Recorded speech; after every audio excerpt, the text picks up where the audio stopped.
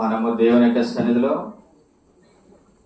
ప్రార్థన చేయనప్పుడు ప్రతి ప్రార్థనకు మనం తప్పనిసరిగా మన పాపాన్ని ఆయన దృష్టి ఎదుట ఒప్పుకునేటువంటి సందర్భాలు ఎన్నో ఉంటాయి.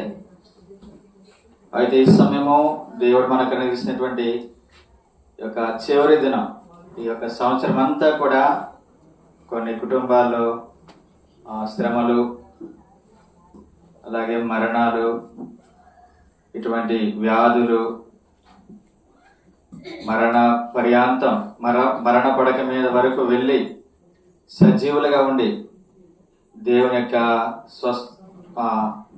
స్వస్థత పొందేవారు సజీవులుగా ఉండి తిరిగి ఈ సంవత్సరము సంపూర్ణం చేయడానికి దేవుడు గొప్ప ఆధిక్యతను అనుగ్రహిస్తూ వచ్చాడు. అయితే ఈ సమయంలో దేవుని యొక్క లేఖనాల్లో కొన్ని వచనాలు మనం చదువుకుంటా వచ్చాం. ఇక్కడ ఇశ్రాయేలు ప్రజలు వారు మేము పాపము చేసితిమి అని వారు ఒప్పుకుంటూ వచ్చారు.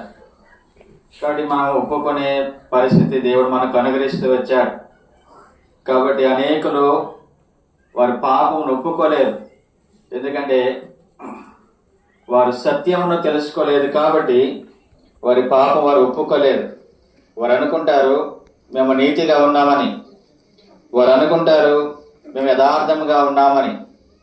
కాబట్టి దేవుడు జ్ఞాపకం చేస్తున్నటువంటి విషయం ఏంటంటే, మనకు తెలిసినటువంటి భాగము, మన యథార్థత నీతి క్రియలన్నీ కూడా దేవుని దృష్టికి అవి ఎన్నికైనటువంటివి కావు. అవి మురికితో సమానముగా దేవుడు ఎంచుకుంటూ వచ్చాడు. అందుకే మనం చూస్తాం, మన అందరం కూడా అపవిత్రులుగా ఉన్నామని లేఖనంలో చెప్పబడుతూ వచ్చింది. కాబట్టి అది దేవుని యొక్క వాక్యం యొక్క వెలుగులో లేనటువంటి వారు దాన్ని గ్రహించలేరు. కానీ దేవుని యొక్క వాక్యం యొక్క వెలుగులోనికి వచ్చినటువంటి మనము దాన్ని గ్రహించగలం. దేవుడు మనకు కలిగినటువంటి గొప్ప ఆధిక్యత. అయితే ఇక్కడ మనం చూస్తూ ఉన్నట్లు ఇశ్రాయేలు ప్రజలు 2 పర్యాయాల వారు పాపాన్ని ఒప్పుకున్నట్లు లేఖనంలో మనం చూస్తా ఉన్నాం. ఒకటి 10వ వచనంలో చూస్తా ఉన్నాము, అలాగే రెండవది 15వ వచనంలో చూస్తా ఉన్నాం. కాబట్టి 2 వచనాల్లో కూడా వారు వారి పాపాన్ని యెహోవా సన్నిధిలో ఒప్పుకుంటూ వచ్చారు. అయితే ఒకసారి వారు ఒప్పుకున్నప్పుడు